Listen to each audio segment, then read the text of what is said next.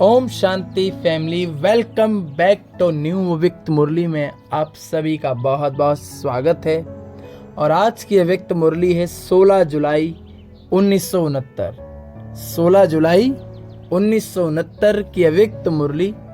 और अव्यक्त मुरली की हेडलाइन है मधुबन निवासी गोपों के साथ अव्यक्त बाप दादा की अव्यक्त रूह रेहान। तो बाबा ने कहा, आज किस लिए निमंत्रण दिया, मिलने के लिए बुलाया है और कुछ लक्ष्य है। आप सभी संगठन में किस निमंत्रण पर आए,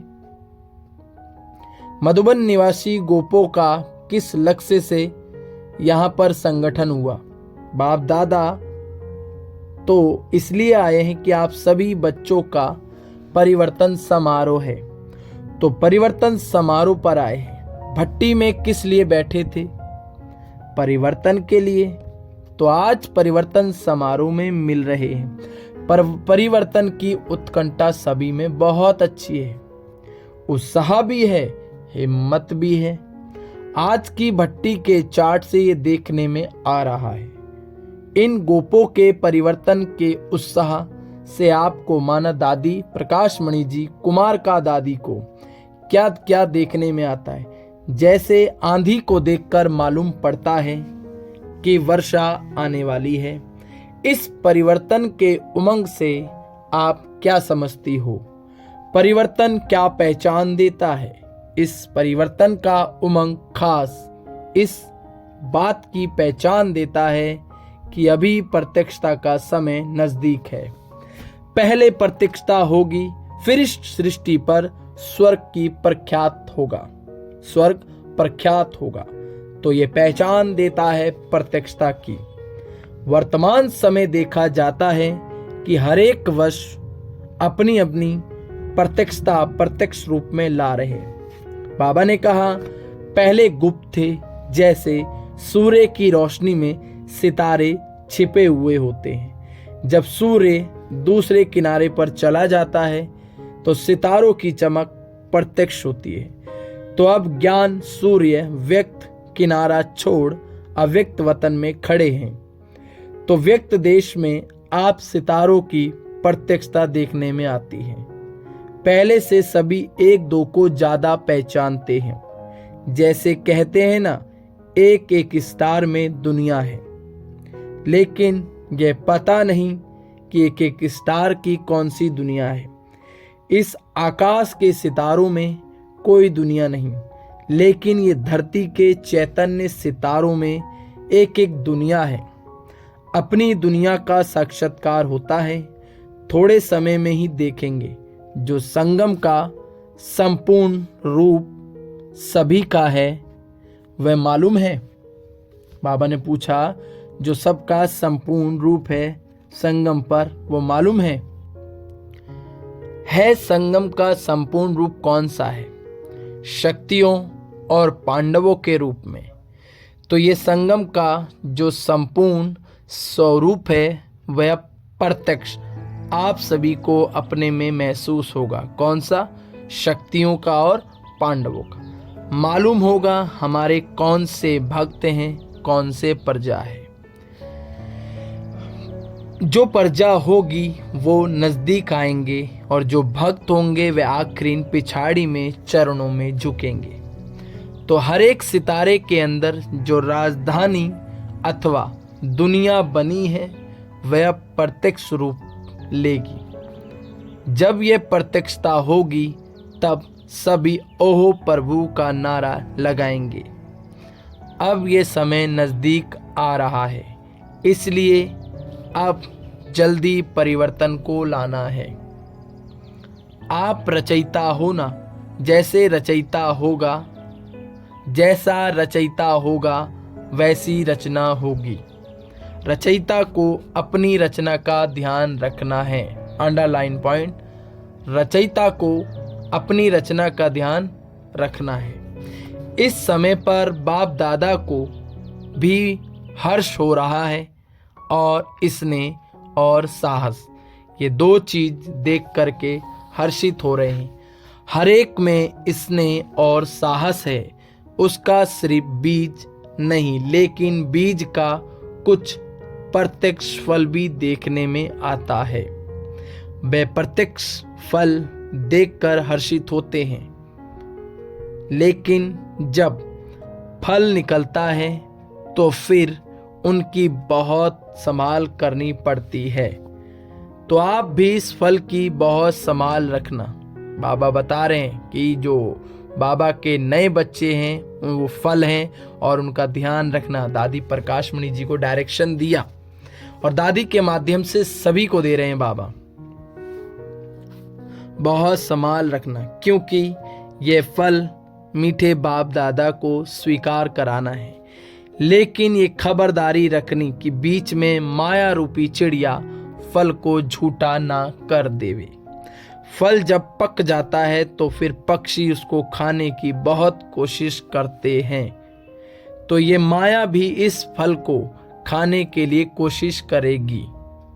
जो कुमार और कुमारियां होते हैं उनकी बाबा एक तरह से इशारा दे रहे हैं कि ये फल हैं और ये पक गए हैं, अब इन्हें संसार की आकर्षण अपनी ओर खींचेगी, इसलिए इनका ध्यान रखना। लेकिन आप लोगों ने किसके लिए फल पकाया, तो संभाल भी पूरी करनी है। अभी अर्जुन फल निकला है, पूरा पक जाएगा फिर स्वीकार करेंगे। जब तक संभाल करनी है, फल की संभाल के लिए क्या प्रयत्न करेंगे, उसका क्या साधन है। आपके पास जरा भी फल अगर झूठा हो गया वह स्वीकार थोड़ा ही होगा। जब अब उम्मीद तो बहुत अच्छी है, सभी के मस्तक पर आत्मा का सितारा तो देखने में आता ही है, लेकिन उसके साथ साथ आपके मस्तक पर क्या चमक रहा है। उम्मीदों का सितारा चमकता हुआ बाप दादा देख रहे। सिर्फ इस सितारे के आगे बादल को आने नहीं देना, नहीं तो सितारा छिप जाएगा।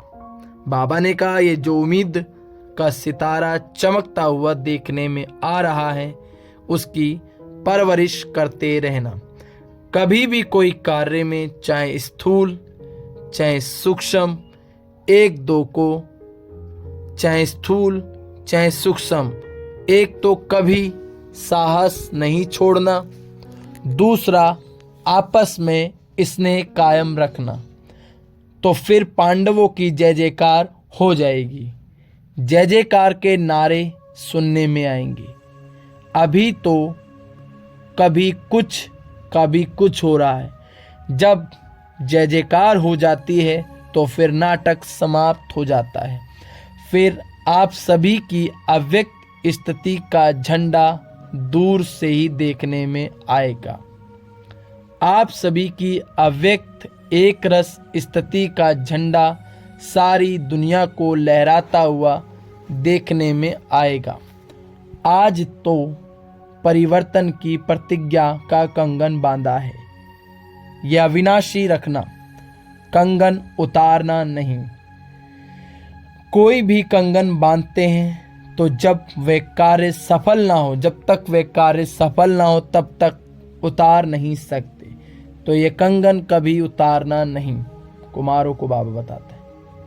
माना जब बाबा के सामने बैठे मधुबन निवासी गोपो, आगे चलकर बहुत अच्छी सीन व सीनरियाँ आएंगी, लेकिन ये वह सीनरियाँ आपका परिवर्तन ही नज़दीक लाएगी।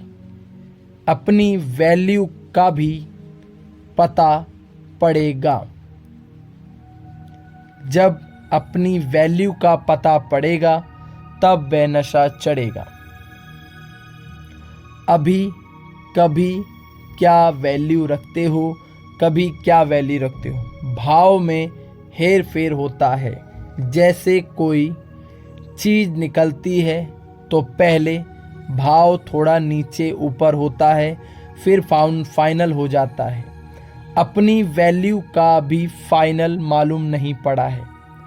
कोई समझते हो बहुत वैल्यू है, कभी कम समझते हो, लेकिन यथार्थ हर एक की वैल्यू क्या है वे अभी जल्दी मालूम पड़ेगा। यहाँ मधुबन जहाँ आप बैठे हो, ये सारी सृष्टि के बीच में क्या है? मधुबन बाप दादा का सारी दुनिया के बीच में बड़े प्यार से बनाया हुआ शोकेस है। शोकेस में रखते हैं, क्या रखते हैं? शोकेस में बहुत अच्छी चीजें रखी जाती हैं और सभी चीजों से ऊंची शोकेस में रखते हैं। तो मधुबन सारी दुनिया के लिए शोकेस है। इस शोकेस में आप अमूल्य रत्न रखे हो। ये मालूम है कि हम मधुबन शोकेस में अमूल्य रत्न हैं। शोकेस में जो चीज़ें रखी जाती हैं उनका खास ध्यान रखा जाता है। तो आप सभी भी शोकेस के लिए मुख्य रत्न हो। आपको देखकर सभी समझेंगे कि अंदर माल क्या है। अगर एक बात याद रखेंगे तो शोकेस से शो करेंगे। एक बात ध्यान रखेंगे, कौन सी? शोकेस से शो करेंगे। जो कर्म हम करेंगे हमको देखकर और करेंगे। हर एक को यह समझना है। मैं अकेला नहीं हूँ, मेरे आगे पीछे सारी राजधानी है। मेरी प्रजा, मेरे भक्त मुझे देख रहे हैं। हम अकेले नहीं हैं। अकेले जो काम किया जाता है उसका इतना विचार नहीं रहता। अभी अपने को, अपनी प्रजा और भक्तों के बीच में समझना। सभी आपको फॉलो करेंगे। जो भी सेकंड सेकंड कदम चलता है वह तुम्हारा संस्कार आपके जो भक्त व प्रजा हैं उनमें भरता जाएगा। जैसे माँ के पेट में गर्भ होता है तो कितनी संभाल करते हैं, क्योंकि माँ जो करेगी, जो खाएगी, वह संस्कार बच्चे में भरेंगे। तो आप सभी को भी इतना ध्यान रखना है, जो कर्म हम करेंगे हमको देख हमारी प्रजा, हमारे द्वापर से कलयुग तक के भक्त भी ऐसे बनेंगे। मंदिर भी ऐसा बनेगा, मुक्ति भी ऐसी बनेंगी, मूर्तियां भी ऐसी बनेंगी। मंदिर को स्थान भी ऐसा मिलेगा, मंदिर का स्थान भी ऐसा मिलेगा। इसलिए हमेशा लक्ष्य रखो कि हम अकेले नहीं, हम मास्टर रचयिता के साथ रचना भी हैं। माँ बाप जब अकेले होते हैं तो जो भी करे, लेकिन अपनी रचना के सामने है तो कितना ध्यान देते हैं। तो आप भी रचयिता हो, जो रचयिता करेगा वो रचना करेगी। जब अपने ऊपर जिम्मेवारी समझेंगे तो जिम्मेवारी पड़ने से अलबेलापन, आलस से खत्म हो जाएगा। कौन सी जिम्मेवारी? जो कर्म हम करेंगे हमें देखकर और करेंगे। हर एक सितारे को अपनी दुनिया की परख रखनी है। फिर कोई छोटी दुनिया, कोई बड़ी दुनिया। समारोह किया है इसलिए कहा जाता है जीवन भर के लिए यादगार बन जाए। समारोह किया ही इसलिए जाता है कि जीवन भर के लिए यादगार बन जाए। यह समारोह भी इसलिए है, आज का दिन यादगार समारोह में निशानी दी जाती है। बाप दादा कौन सी निशानी देते हैं? बाप दादा दो बातों की सौगात देते हैं। खास मधुबन वालों को शिक्षा तो मिलती है कि साहस नहीं छोड़ना। सौगात क्या दे रहे हैं? एक की लगन में हर वक्त रहना। सौगात क्या है? एक की लगन में हर वक्त रहना। हमारा तो एक, दूसरा ना कोई। सेकंड सौगात, एका नामी रहना। एक की याद और एका नामी, ये दो सौगात आज के समारोह की है। कितना भी कोई अपनी तरफ खींचे, लेकिन एक के सिवाय दूसरा न कोई, यह मनसा की बात। और एक नामी के कर्मणा की, एक नामी है कर्मणा की। तो मनसा और कर्मणा दोनों ही ठीक रहे तो वाणी भी ठीक रहेगी। बाबा ने कहा मनसा और कर्मणा दोनों ठीक रहे तो वाणी भी ठीक रहेगी। ये 2 बातें खास ध्यान पर रखनी। जैसे साकार रूप में भी देखा ना कि एक की लगन और एक का नामी, इसलिए याद है मंत्र। इसलिए याद का मंत्र कौन सा है? कम खर्च बाला नशीन। कम खर्च बाला नशीन। इकनामी के साथ ये मंत्र भी नहीं भूलना। इकनामी भी हो और साथ साथ जितनी इकनामी उतना ही फराक दिल भी हो। फराक दिल में इकनामी समाई हुई है। फराक दिल में बाबा ने कहा इकनामी समाई हुई हो, इसको कहा जाता है कम खर्च बाला नशीन। आप और सभी से एक्स्ट्रा भाग्यशाली क्यों हो? बाबा ने कहा आप और सभी से एक्स्ट्रा भाग्यशाली क्यों हो? कहते हैं ना, जिनके घर में बहुत मेहमान आते हैं वह बहुत भाग्यशाली होते हैं। बाबा ने कहा, कहते हैं जिनके घर में बहुत मेहमान आते हैं वह बहुत भाग्यशाली होते हैं। तो तुम एक्स्ट्रा भाग्यशाली हो क्योंकि सभी से ज़्यादा मेहमान यहाँ आते हैं। लेकिन मेहमान नवाजी भी करनी पड़ती है। बाबा ने कहा मेहमान आए हैं तो मेहमान नवाजी भी करनी पड़ती है। मेहमान नवाजी ऐसी करनी है जो अपना घर पूरा जीवन मेहमान हो जाए। मेहमान नवाजी ऐसी करनी जो अपने घर से पूरा जीवन ही मेहमान हो जाए। बस बाबा आपकी मेहमान नवाजी उनको सदा के लिए मेहमान बना दे। बाप दादा साकार में ये करके दिखाते थे। एक दिन की मेहमान नवाजी में पूरे जीवन के मेहमान बनाना है। ऐसी मेहमान नवाजी करनी है, इसको कहा जाता है सन सोस फादर। इस पर विचार करना, ये मतलब क्या है? अच्छा, इस क्लास के अंदर सभी से ज्यादा पुरुषार्थ कौन है? इस क्लास के अंदर सबसे ज्यादा पुरुषार्थी कौन? नंबर 1 कौन? 1 2 से सभी अच्छे हैं, ये तो कमाल है। यही ग्रुप सभी ने नंबर हाथ उठाया क्योंकि कोई ना कोई किस बात में विशेष पुरुषार्थ किया। कोई ना कोई ने किसी न किसी बात में पुरुषार्थ किया। कोई ने किस बात में, कोई ने किस, इसलिए सभी नंबर 1। इस ग्रुप ने ये नंबर 1 का ठप्पा अपने ऊपर लगाया। ये नंबर 1 का ठप्पा नहीं भूलना। मुख्य 4 बातें नहीं भूलना। शिक्षा, सावधानी, ठप्पा, 1 2 को आगे कर उन्नति को पाना। क्या कहा बाबा ने? 4 बातें नहीं भूलना। पहला शिक्षा, दूसरी सावधानी, तीसरी ठप्पा और चौथा 1 2 को आगे कर उन्नति को पाना। ये 4 बातें कभी भूलनी नहीं है। अच्छा, हम बच्चों की प्यारे मीठे इतनी ऊंची शिक्षा देने वाले सर्वशक्तिवान बाबा को दिल व जान से याद प्यार नमस्ते बाबा, नमस्ते सदा रहो हंसते, बन जाओ फरिश्ते, चलो परमधाम के रास्ते। मेरा बाबा, प्यारा बाबा, मीठा बाबा, शुक्रिया बाबा, आई लव यू बाबा। और जो हमने पूरी मुरली सुनी, अब उसका सार। जय जयकार हो जाती है, फिर नाटक समाप्त हो जाता है। फिर आप सभी की अव्यक्त स्थिति का झंडा दूर से देखने में आएगा। आप सभी की अव्यक्त एक रस स्थिति का झंडा सारी दुनिया को लहराता हुआ देखने में आएगा। आज जो ये परिवर्तन की प्रतिज्ञा का कंगन बांधा है, यह अविनाशी रखना, उतारना नहीं।